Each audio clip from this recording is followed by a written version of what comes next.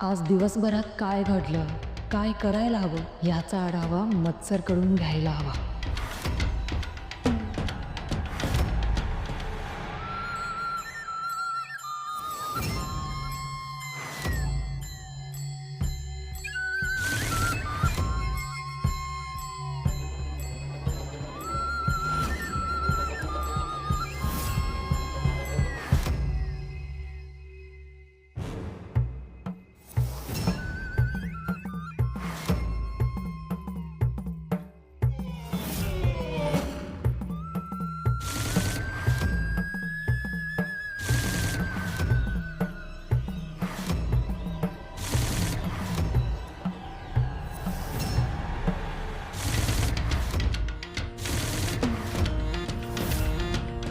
अगदी दबक्या पावलांनी येत आहो तुम्ही. म्हणजे कुणाला कळतच नाही की साक्षात तुम्ही त्यांच्या आसपास आहात.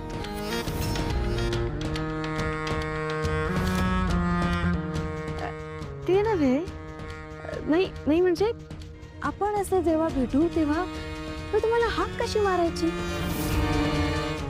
ही अशी गरीब बिचारी उमा की विकट विचित्र मत्सर? हे रूप फक्त वरच्यावर आहे. गोड, गोंडस, गोजिर हे रूप जगदंबाच्या घरात घुसण्यासाठीच आहे. आतून मी मत्सरच आहे.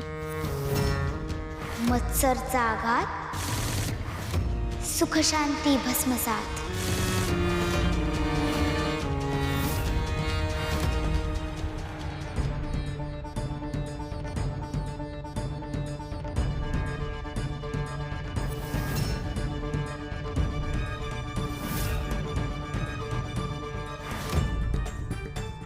उमा तर इथंच झोपली होती.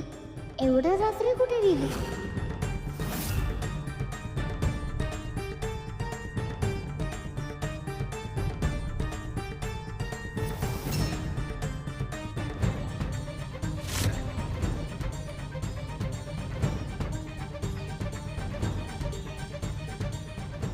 सदू कुठे गेलो होतो एवढा रातच्याला?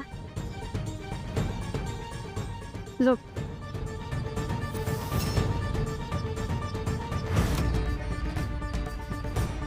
आता एवढ्या रात्रीची उमाला कुठे शोधू? पण शोधायला तर हवाच आहे.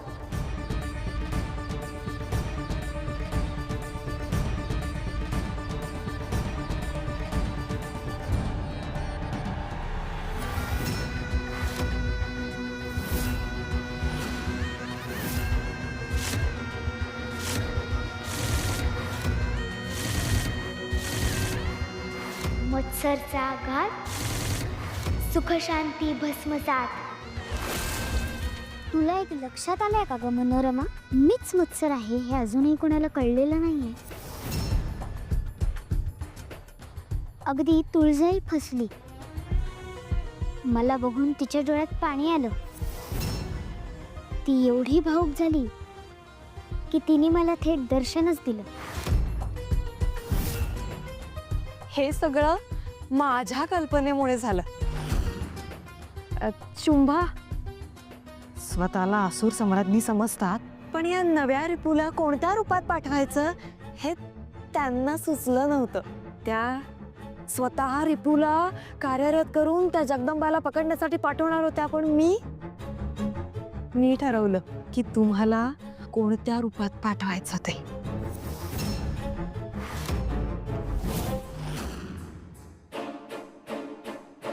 याचा अर्थ पुढचा रिपू तुम्ही स्वतः पाठवणार आहात? अर्थात यावेळी सर्व दायित्व आमच्यावर असेल. दैत्यमातांना खात्रीने असं वाटतंय की या वेळेचा रिपू काहीतरी मोठा चमत्कार करून दाखवू शकेल. त्या जर एवढं खात्रीने सांगू शकत असल्या तर आपल्याला ते टाळता येणार नाही. आणि यावेळी आम्ही सर्व शक्ती पणाला लावून त्या जगदंबेवर आक्रमकपणे हल्ला करणार आहोत. त्या जगदंबेला श्वास घ्यायला सुद्धा वेळ मिळणार नाही. पण सम्राज्ञी, या वेळची परिस्थिती वेगळी आहे. ती तुळजा योगनिद्रेतून जागृत झाली आहे. आपण जर थेट हल्ला केला तर ती युद्ध करायला उतरेल, मग सगळं व्यर्थ होईल. मग मी सांगेन तसं केलं तर कदाचित परिस्थिती वेगळी असेल. तुझ्यासारख्या दासीकडून सल्ला घ्यायचा का या असुर सम्राज्ञीनी? सम्राज्ञी, अहो माझं ऐकून तरी घ्या. अहो त्या तुळजेसोबत मी राहिली आहे त्या आश्रमात. तिच्या सगळ्या कमकुवत बाजू ठाऊक आहेत मला. आपण जर त्यांचा वापर करून घेतला तर आपलाच विजय सोपा होईल, नाही का?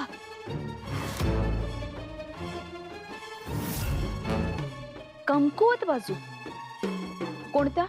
आता तुळजा कशी त्या जगदंबेच्या बाबतीत हळवी आहे, अगदी तसंच आश्रमात असताना त्या तुळजेच्या काळजाचा एक हळवा कोपरा होता, उमा.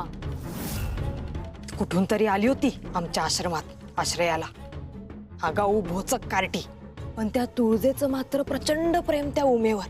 या मत्सरानं जर त्या उमेचं रूप घेतलं आणि जर हा मत्सर त्या तुळजेसमोर गेला तर ती तुळजा घायाळ होईल आणि मग ती मत्सराला काहीही करू शकणार नाही. मग आपलं काम सोपं होऊन जाईल. काय नाव म्हणालीस तिचं? उमा.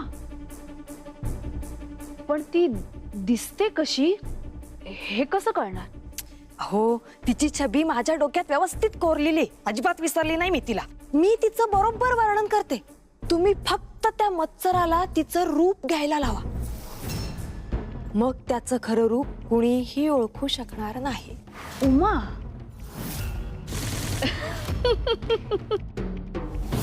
या जगदंबालाही तुम्ही गुंडाळून ठेवू शकलात ते फक्त आणि फक्त माझ्यामुळे.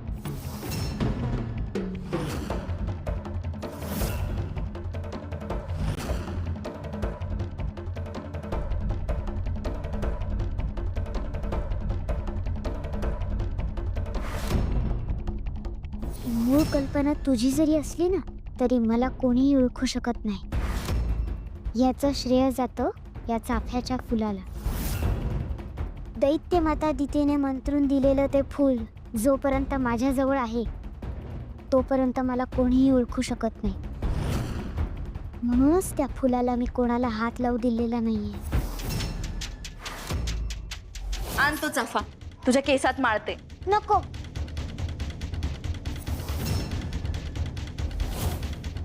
हा, बरोबर आहे. नाही म्हणजे ह्यात जसं थोडंसं श्रेय माझं आहे तसं त्यातलं थोडं श्रेय दिती मातांना सुद्धा द्यायला हवं. हो. आणि मी ह्याच्यात माझं काहीच पटा नाही. जगदंबाशी चांगलं वागायचं, मी चुमा आहे हे तिला पटवून द्यायचं, हे किती अवघड काम होतं.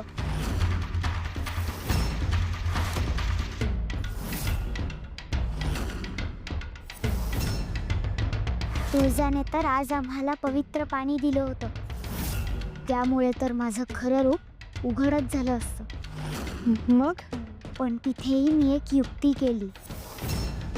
ते मडकं मीच फाडून टाकलं. त्याचा आळ सदूवर येईल असं मी नियोजन केलं.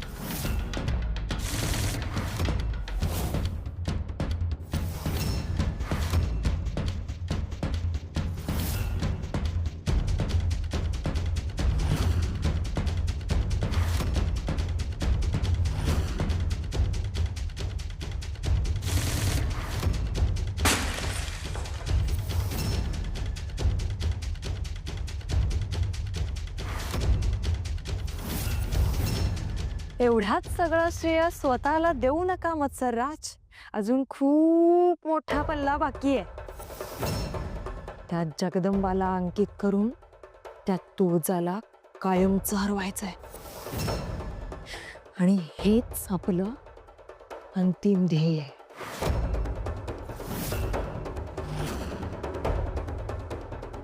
काय करायचंय ते मला चांगलंच माहिती आहे. तू तुझं काम नीट कर म्हणजे झालं.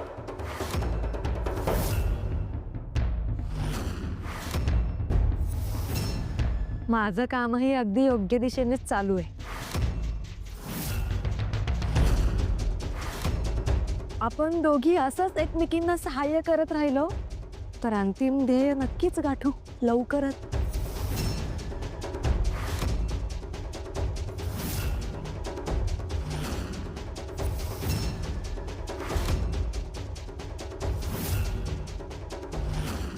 उमा,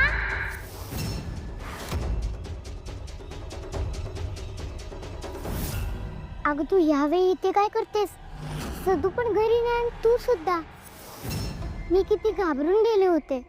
अगं मी सुद्धा सदूलाच शोधायला बाहेर पडले होते, पण एक एवढ्या लांब आलीस, तेही अशा अंधारात. असं करू नको ग उमा. सदू हा खरंच रिपू असेल तर तो धोकादायक असू शकतो. त्यानं तुला काही केलं असतं तर मला तुझी खूप काळजी वाटते ग.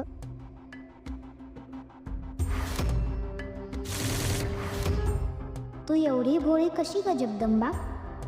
तुला माझ्याबद्दल काळजी वाटते, पण मीच मत्सर आहे.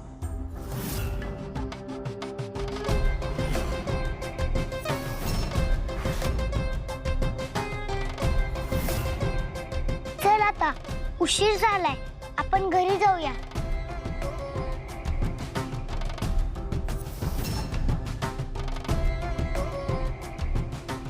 आई त्यावेळी इथे लपले ते परत झालं, नाहीतर आता पकडली गेली असते. पण एक बरं आहे की सगळं माझ्या मनासारखं घडते. माझी योजना यशस्वी होते. शुंभा खुश होईल, दरबारात माझी पत खूप वाढेल हे नक्की.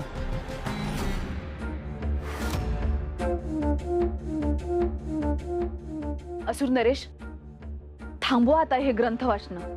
किती काळ व्यर्थ घालवणार आहात यामध्ये. या वाचनामध्ये आम्ही काळ व्यर्थ घालवतो आहोत असं वाटतंय आपल्याला. यातून होणारी ज्ञानप्राप्ती अनन्यसाधारण महत्वाची आहे हे ध्यानात येत नाहीये आपल्या. आमच्या सगळं ध्यानात येते असुर नरेश. आम्ही याआधीही आपल्याला सांगितलं होतं की आमच्याकडे एक योजना आहे, निदान ती ऐकून तरी घ्या.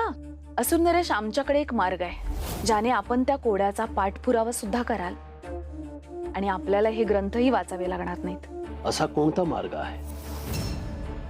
पण ती योजना, तो मार्ग कुठला आहे याबाबत आपण काहीच सांगितलं नाहीत. ते सांगा.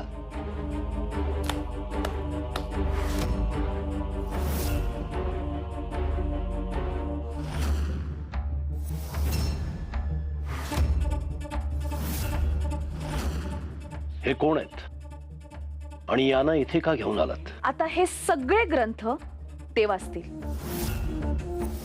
आणि आपल्याला हवा तो विधी शोधून काढतील. काय बोलतात आपण सम्राज्ञी? इतके दिवस, इतक्या रात्री व्यतीत केल्यानंतर सुद्धा आम्हाला अपेक्षित ज्ञानप्राप्ती अद्याप झालेली नाही, आणि या इतक्या ज्ञान जंजाळातून अकस्मात यांना तो विधी गवसेल असं वाटतंय आपल्याला. असुर नरेश, आम्ही त्यांना सगळं समजावून सांगितले. या ग्रंथांमधील विशेष विधी ते नोंदवून घेतील आणि आपल्यासाठी पूर्वतयारी करतील. मग त्यामधून योग्य तो विधी आपण निवडूच शकता, हो ना? नाही सम्राज्ञी, आपली ही योजना फलदायी ठरेल असं नाही वाटत. यांच्या दृष्टीतून काही सुटून गेलं तर? असं काही होणार नाही असुर नरेश. हे साधू विद्वान आहेत. नेमका विधी कोणता आहे हे जरी त्यांच्या लक्षात आलं नाही तरी आपल्यासाठी उपयुक्त गोष्टी ते नक्कीच शोधून काढतील, आणि तेवढा निरक्षीर विवेक नक्कीच आहे त्यांच्याकडे. आणि या महासागरातून खडे जरी त्यांनी शोधून काढले तर त्यामधला मोती नेमका कोणता आहे हे आपल्या लक्षात येईलच. सम्राज्ञी, परंतु आम्ही असुर नरेश, आपण आपल्या ध्येयाने झपाटून गेला आहात, मान्य आहे आम्हाला. मात्र राज्याला राजाचीही गरज असते. तिकडे आपलं दुर्लक्ष व्हायला नको एवढंच वाटतं आम्हाला. आपलं हे म्हणणं योग्य आहे सम्राज्ञी. ही ज्ञान साधना जितकी महत्वाची आहे तितकंच असुर साम्राज्यही महत्वाचं आहे.